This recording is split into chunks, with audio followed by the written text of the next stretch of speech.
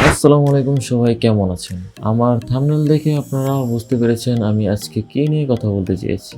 হ্যাঁ, RGB gaming keyboard. সবচেয়ে কম বাজেটের ভিতর আপনি এই কিবোর্ডটি কিনতে পারবেন। ICE AK600। আপনার বাজেটটি যদি 1000 টাকার নিচে হয় তাহলে এই কিবোর্ডটি আপনার জন্য। এত কম দামে এই গেমিং RGB কিবোর্ডটি বাংলাদেশে নেই বললেই চলে। এই কিবোর্ডটির দাম আমি পরে বলবো, তার আগে এর ভালো দিক খারাপ দিকটা আমি আমার এক্সপিরিয়েন্স থেকে কিছু বলবো। তো প্রথমে আসি এর ভালো দিক।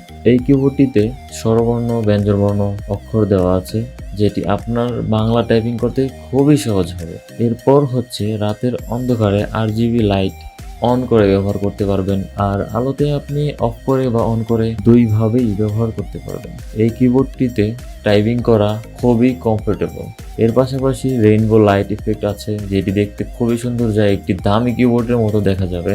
আর ওয়াটার প্রুফ তো থাকছেই, এছাড়া থাকছে মাল্টিমিডিয়া শর্টকাট, যেটি আপনি কিবোর্ডের বক্সেই দেখতে পাবেন।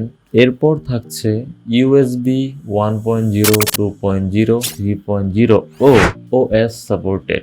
এই ছিল এটির ভালো দিক। এখন আসি এটির খারাপ দিক নিয়ে। এই কিবোর্ডের একটি খারাপ দিক আছে, সেটি হলো USB কেবলটি নর্মাল। এছাড়া এই কিবোর্ডটিতে আমি খারাপ তেমন কোনো কিছু পাইনি। সবচেয়ে কম বাজেটের মধ্যে এর থেকে ভালো কিছু আশা করা যায় না। যারা মনে করছেন যে 1000 টাকার নিচে RGB গেমিং কিবোর্ড ব্যবহার করবেন বা কিনতে চাচ্ছেন, তারা এটি অনায়াসে নিতে পারেন। এই কিবোর্ডটির দাম হচ্ছে মাত্র 600 টাকা।